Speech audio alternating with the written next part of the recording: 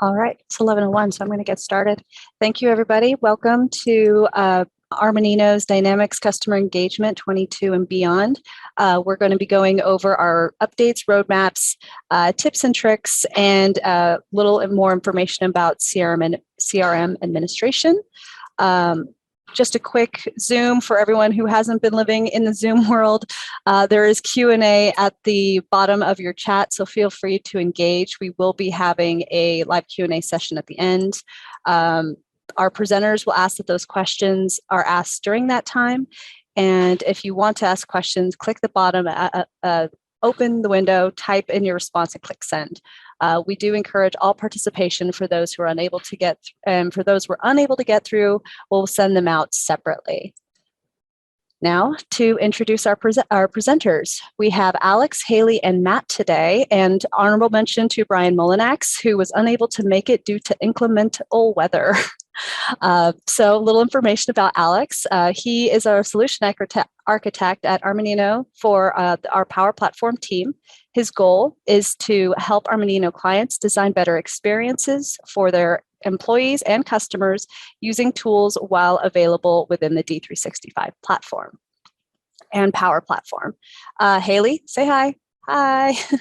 Haley is a senior consultant on Armanino's application managed services team. Her goal is to help manage services clients with their existing customer engagement systems and make improvements as the business grows using tools available within D365 and the Power Platform. And last but not least, say hi, Matt. Hey, Matt is a senior sales executive focused on our customer engagement suite of applications for D365. He has years of experience with the entire Dynamics stack, both on the Microsoft side and the partner ecosystem. Now I'm going to go over today's topics that we're going to go through today. As everyone who registered, you'll see that we're going to be going over the latest updates for 2022.2 for the D365 customer engagement. We're also going to be going over future roles for the roadmap that Alex is going to go over. Lastly, any tips and tricks, things that you may or may not be aware of. Haley did a brilliant job showcasing some new activities. And for those of you that find this roadmap to be stressful, or you feel like you might need some additional support, Matt's going to wrap it up with a little information about being a admin, Armanino admin. So without further ado, I'm going to let Haley take this over. Haley? Ashley. So starting off with our latest feature highlights. Next slide. So the first one that we wanted to highlight was expanding grid control support. So building upon the last release for the Power Apps grid control, Microsoft is implementing more changes with both read-only or editable mode grids related to grouping, nested grids, and aggregation. So the grouping you can see in the screenshot, the group by. You will be able to organize tabular data in interesting ways by grouping the data based on one column. So for example, we group by company name. Each group of rows can then be expanded and collapsed as desired. The other piece you'll notice is the nested grid. So you can expand a row to see a grid of related records. Multiple rows in the grid can be expanded simultaneously. So one thing you'll notice is we're on the account form, contacts tab, but I have my list of opportunities under my contacts. And then last was the aggregation. So this is going to be a win for a lot of our CE users. This allows us to get meaningful insights into tabular data by enabling aggregation on one or more numeric columns in a grid. So you can see that total amount at the end. For each column, users can choose to see either the total, the min and max values, or average of values from that column. If grouping has been applied to the group, then this aggregate value will also be displayed for each group. So now we can do more with the out-of-the-box views without having to create specialized reports. Next slide, please. Form component enhancements. So Microsoft loves to change their dictionary on us, as many of you know. Today they are calling it makers. Previously it was admins. But essentially, users can now build complex multi-entity forms that support highly productive experiences in model-driven apps. The new form component control will support rendering model-driven app forms that can be used on another form or can be easily added to other pages, including dashboards and views in model-driven apps. So users will be able to configure the command bar, business process flows, show or hide tabs, and the form header. So for example, you can see we're on our account form, and the other highlight that we have in the screenshot is the contact information. So this is actually a main form from the contact record that's living on the account form, and it is editable directly from the account form, whereas previously it was only available as a quick view of information, and users would still need to navigate to the actual contact form to make updates.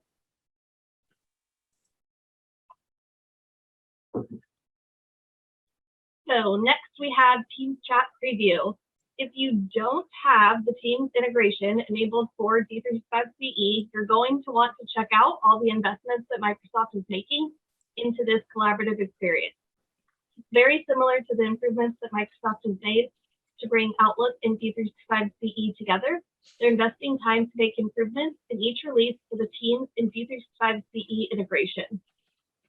With the new Teams Chat Preview, users can collaborate with anyone within their organization over Microsoft Teams to chat about sales deals, things like potential leads or ongoing opportunities, as well as resolve customer issues without ever leaving the CE record. This is just one of many features that Microsoft has been releasing for the Teams and CE integration, and the setup is easy as 1, 2, 3. Now, here's my shameless sales plug. Reach out to your Armanino contact if you'd like more information on how to set this up. So client toast within the toast stack. This improves the user experience by using a single location for all toast notifications. With the in-app notification feature, there is a toast stack in the upper corner of model-driven apps. When in-app notifications are enabled for an app, both the in-app notification toast and the client toast are shown in the unified toast stack. So you can see in the video, I am navigating to my contact record, and I'm going to go ahead and update the job title on this record. Once I save and navigate away from the page, I'm going to receive a notification in the upper right corner. I can click in my little notifications icon to see my list of notifications and click the View Contact button and go directly to the contact record that has been updated. Next slide.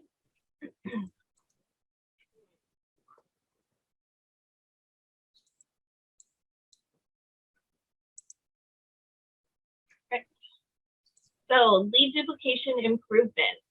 With this release, Microsoft is improving upon the duplicate detection functionality, specifically with leads, by introducing the new advanced duplicate detection for leads functionality.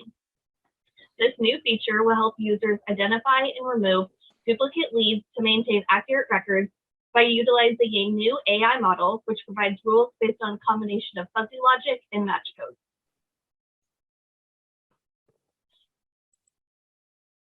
So in our video, you can see that I'm going to click on Peter Houston. By selecting him, you can see that I have a button called View Duplicates that shows up in the toolbar.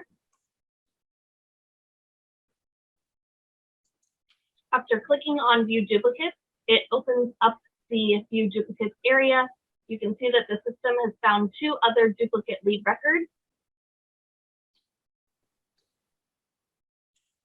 Chris Adams is matching on the email, and then Pete Houston is actually matching on a similar name, as well as the domain of the email to the original Peter Houston lead.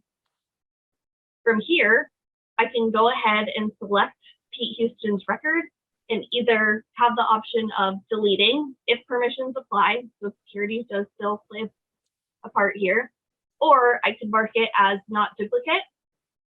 So for Chris Adams, we'll go ahead and select him and mark him as not a duplicate because he really isn't a duplicate lead. That removes it from our little list of duplicates, and I can go ahead and close out of here. Then I can navigate to the lead record. This also shows the list of possible duplicates with the yellow warning banner. I can click View Possible Duplicates, and it shows the potential duplicates. So like I said, the options we have are delete, not a duplicate, and we also have the merge functionality. So instead of just deleting things out, we can go ahead and merge those together.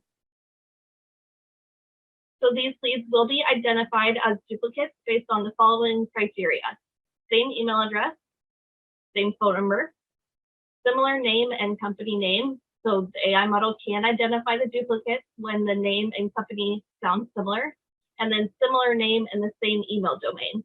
The AI model can identify the duplicates even when the name sounds similar. Please note that these rules are pre-configured and cannot be modified/changed. Now to wrap up the feature highlights, we have the Customer Service Admin Center. The Customer Service Admin Center app unifies and simplifies the setup tasks with a step-by-step guided experience, as you can see highlighted on the screen, to help admins easily onboard to different channels, including a dedicated search for settings. So these enhancements include a Get Started wizard for easily setting up email, case, chat, and voice channels, as well as creating routing rules to help with handling customer issues in minimal steps, a search settings page that can help improve finding the settings you need when you need them, and a setup that is dynamic for the product or user provisions.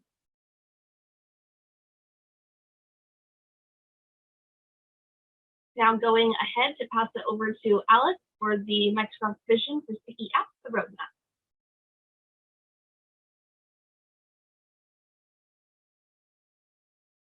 Alex, you're on mute. Thanks, Haley. Classic. Just wanted to give Haley a quick chance to catch her breath here. So I was just going to kind of jump in and talk a little bit about kind of in our conversations with Microsoft product team and folks who are close to some of the decision making around specifically Dynamics, kind of the vision behind some of the different modules that our clients use most heavily, and just kind of trying to share a sense of, after this release into 2023 and beyond, kind of where's the current focus within the Dynamics platform. Just kind of as an entry into that, really the whole Microsoft vision around all their applications is enabling each and every organization in the world to achieve more, right, and accomplish more. And part of how they want to do that specifically with the Dynamics platform and kind of the adjacent Power Platform is by enhancing the customer experience. And so a lot of these improvements we'll see within Dynamics 365 will play into things that are happening elsewhere in the platform, such as within Teams, as we saw, within LinkedIn, perhaps, Outlook, right, with continued improvements to the app for Outlook experience. And it's all about building up kind of a platform, a data platform of customer data that can provide analytics and intelligence around your customers to help drive your decisions around your sales and customer services processes within Dynamics specifically. So first wanted to touch on sales. So there's a number of different kind of communicated objectives around sales based on kind of our conversations with Microsoft. Wanted to highlight kind of where we see the investment and where they've shared kind of the heaviest investment, looking out a few years into the future. So one is going to be closer collaboration and integration with Microsoft Teams. So we saw some of that in some preview features that Haley showed us within the new features. But there's more to come there, not only within Teams chat itself, but Teams, dialer for soft phone and incorporating that into Dynamics as well, and in a few other areas within the platform as they continue to kind of build more functionality to access Dynamics from Teams and to access Teams from Dynamics, depending on your user role in how you use the system. And then the enhancing the mobile experience further. I think in the past, the mobile app has really just been a way to get to Dynamics through your phone, right? And moving forward, they're continuing to kind of iterate on those applications and actually make them role specific. So now, in addition to kind of the field service mobile app, which is very much kind of a tailored experience for field service technicians, they've kind of followed that route with an updated sales application specific to what sellers need when they're out in the field, either going from meeting to meeting or doing true field sales. So really optimizing those mobile experiences based on that user role rather than just trying to provide the information in a phone layout. On the customer service side, we're very much kind of seeing a push into that omni-channel customer service role and world. And so there's a ton of investment going into really improving the ability to kind of quickly deploy omni-channel while taking care of, or by taking advantage of all the capabilities from kind of the social channels, whether it's through, like WhatsApp and Live and other chat-based features, or kind of the traditional social media giants in those channels where we interact with our customers. But also through the live chat, which again is now first party, and with Microsoft intending to bring SMS as a first party option as well. So really, providing the ability to use more of those channels without needing to add on a bunch of third parties. And as a part of this, part of the focus is on really getting more out of the knowledge management capabilities. So there's always been the ability to create a knowledge base, but really trying to improve the process for authoring, making it easier to author, providing kind of richer capabilities to create better looking knowledge base articles and better ways to share those with your customers.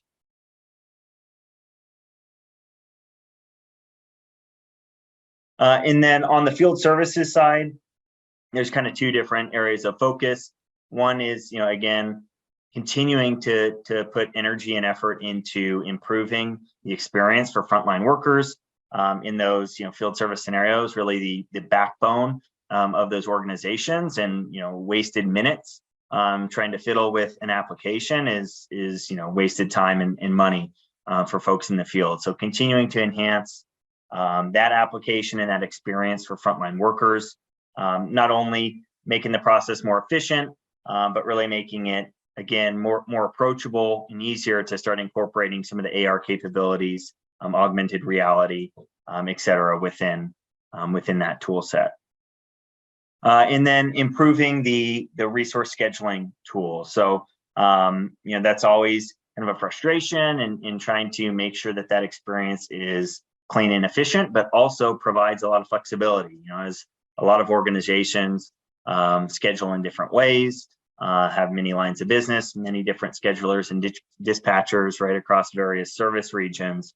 And so continuing to make improvements there, not only on the performance side, but on kind of the breadth and the flexibility provided within the resource scheduling area as well. And this specifically is an area that Armanino has invested a lot into in terms of IP that we provide within the field service space for construction and other similar industries, as well as just in terms of making sure we're staffing a team that can handle some of these complex scenarios here around field service. All right, and Haley, back to you. Perfect. Thanks, Alex. So going into tips and tricks or functionality best practices. Starting off with no more wildcards. So when the Dataverse search is enabled, invalid queries, such as searches that begin with an asterisk, are now blocked. Users will now be able to just type in a keyword and find what they're looking for. No more having to enter in the little star icon for searching in the views, whereas previously you did have to do that because Microsoft needed exact matches to find data in its system.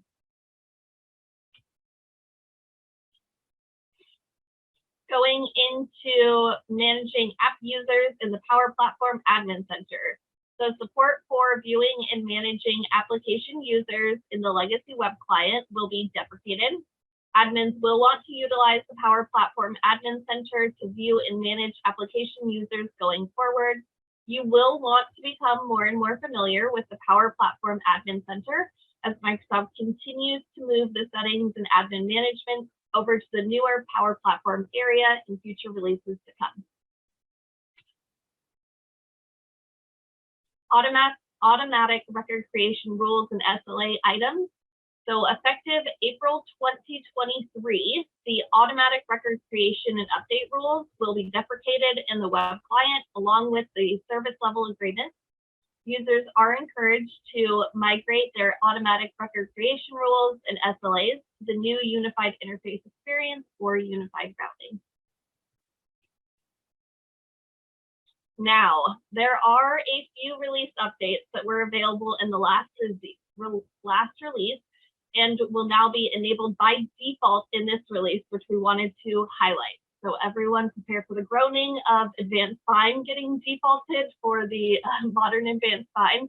I know this will be a learning curve for a lot of our clients who use the old Advanced Find method, but we're going to walk through various kind of features that it provides. So with this video, I'm going to go ahead and start off by searching for Jim. He's just a person within our system. When I go ahead and search, you will see the new search results that are provided. What it finds is going to be things like opportunities where Jim is a contact or associated to them, as well as the contact record. So you can see that we have our top results and then it's split out by the various records in the system. From here, we'll go ahead and search again. So you can see the views. So we're going to search for open leads. We can search for a view and easily find the view that we're looking for within the Enhanced View selector.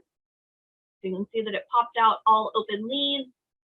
And then on the right-hand side in the filters flyout, I can further filter these down by leads that are owned by me if I wanted to, modified, created on, that kind of thing.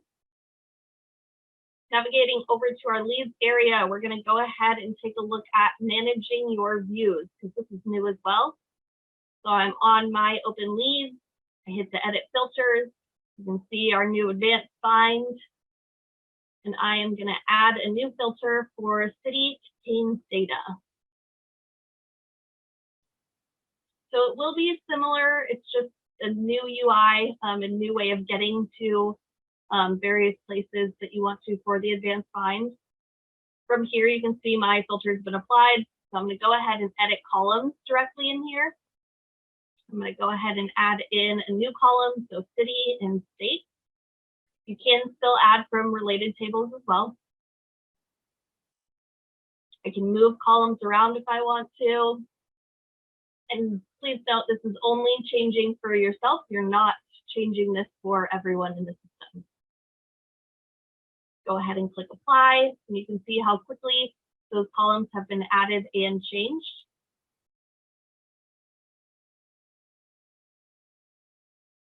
From here, I'm going to go ahead and save my new view that I created. Give it a name.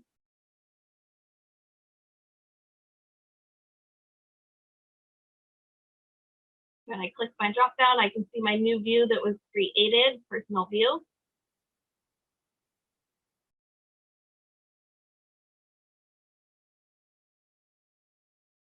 Now we'll go ahead and take a look at managing those views further. So manage and share views. We have now the ability to sort our views, either starting with the personal views, the system views on top, or A to Z. I'm going to go ahead and select A to Z. You can see that they have been updated. We can also do things like set a default view. So I have my new default view set. You can also go ahead and hide views from this area, only personal views, not having the ability to hide system views at this time. And then last, we're going to walk through the sharing of views. So if I want to share my new view that I created with other people in the system, click my little share button. I'm going to go ahead and share this view with Alex. And you can see that I can manage my share permissions as well directly in this area. Once I hit share, it's going to give me a notification that it has now been shared. Exiting out of here, I'm going to go ahead and apply those changes I made to my views. It will refresh the page, and then you can see my changes. I have my new default. They're all sorted the way that I would like. And again, this only applies to myself. I'm not making these changes for everyone in the system, so don't worry about that. But it was a lot that we went through as far as what comes with the new advanced find that will be defaulted in. This new modern advanced find will replace the legacy advanced find experience. Next slide, please. Another thing getting defaulted is the relevant activities. So you will view only relevant activities in the dropdown. The new activity dropdown list will only show activities that are relevant to your app. Activities that aren't included in the app metadata are hidden from the new activity command. So for example, when you would before try and add an activity, you would have things in here that you never even used, like portal comments, for example. You can see since I don't have any portal comments in my system, they don't show in the list, and so it's a more confined or condensed list to choose from for new activities. Join Teams meetings. This will also be defaulted, so you can create and join Teams meetings in the app or from appointments. You have the ability to add Microsoft Teams meetings from an appointment in your model-driven app, and users can also join a Teams meeting with a single button click from the appointment or the timeline control. Please note, it will only be enabled by default for organizations that have the Teams integration in place. And then the last thing to discuss, some of you may not be aware, but in the last release, Microsoft unveiled a release planner preview, which allows users to view more in-depth information on the wave release features available. So users will have the ability to do things like search keywords within the release plan features in the search box, filter and sort release plans based on varying criteria, things like availability date, status, newest to oldest, etc. View release plans as a timeline by simply toggling back and forth between the focus area and timeline views. And they'll also be able to create a personalized release plan. You can see the toggle between all release plans and my release plans. So you can toggle between the two. Users will need to register to start creating their own personalized release plan with features that matter the most. And you have the ability to share out those personalized release plan with others. You can share and remove access with others as needed. And then they are read-only and available to all people that have access to the link shared with them. And then the last piece, next slide please, of the release planner is that you will have the ability to view the change history to a delivery milestone / feature. For example, if the feature is pushed to the next release. So you can see when you click in the actual feature update, it provides us more information as well as a little change history that lets us know if it has been pushed. With that, I am going to wrap up.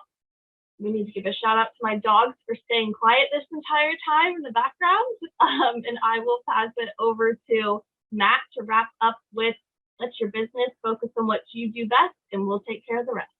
Thanks, everyone. Thank you, Haley. First off, I just want to kind of say I very much appreciate the fact that we just threw a whole lot of information at you, and no one would blame you if you were a little annoyed with more being piled onto your plates, which is really why we offer managed services for your company. Next slide, please.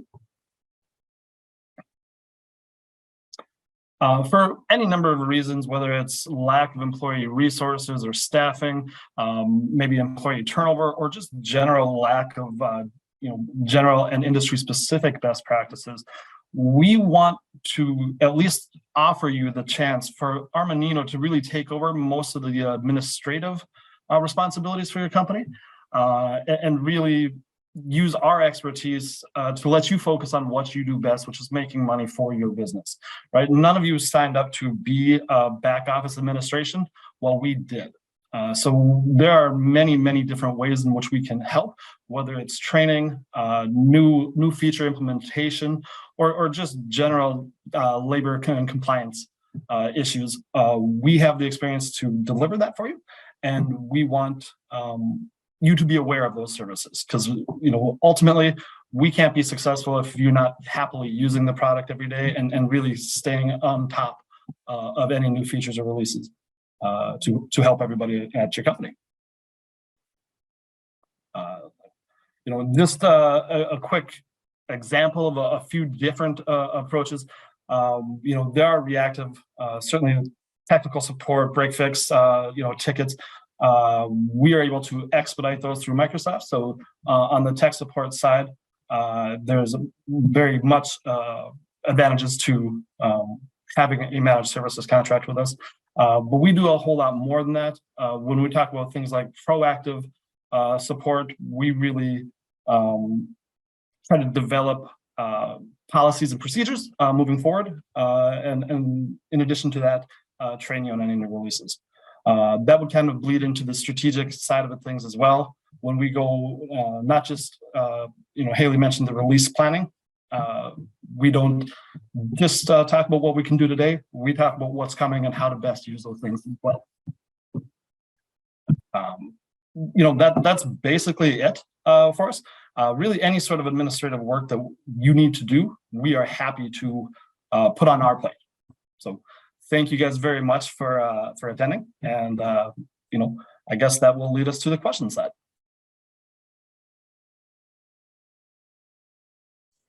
Classic. I needed to unmute myself. Alex, Haley, can you get off mute so we can go through some of these Q&A questions that we have? Certainly. All right, fantastic.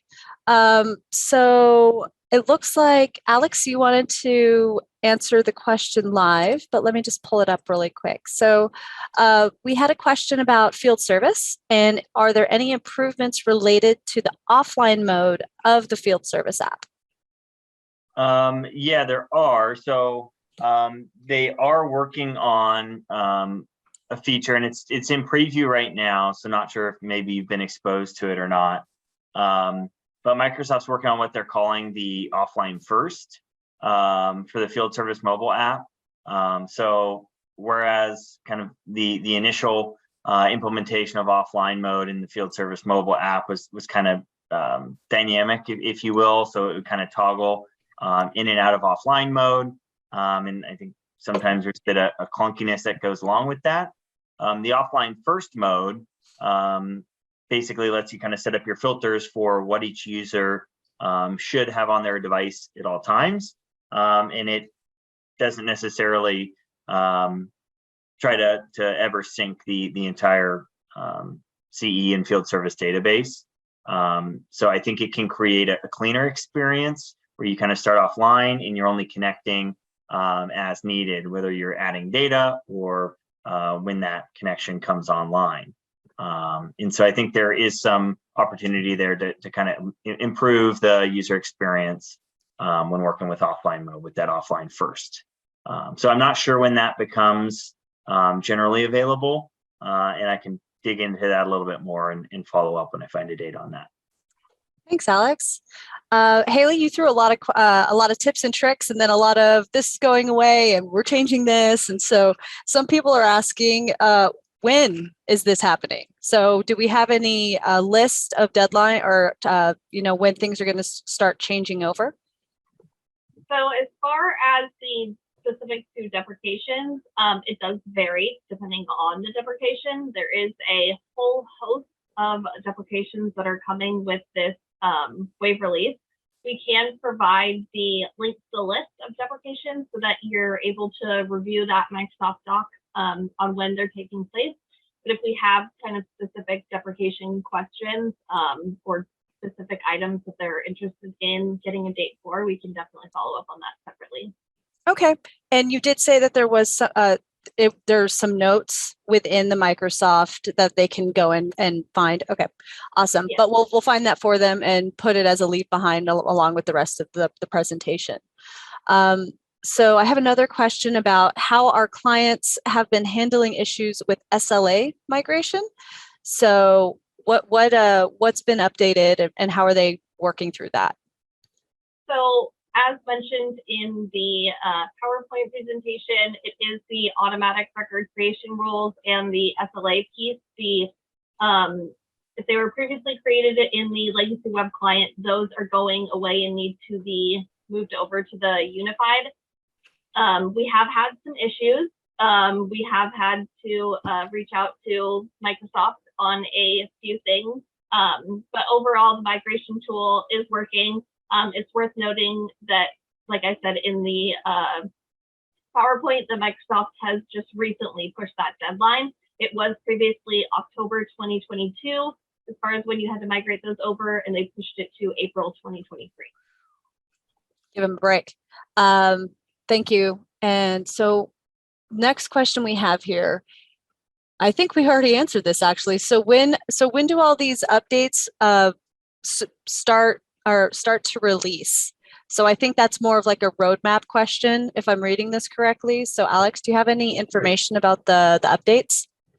Yeah, so some of them, if you have the early feature acceptance turned on, you may have already played with some of these in your non-production environments, but the rollout is planned for next month. So I think the 21st is when it starts.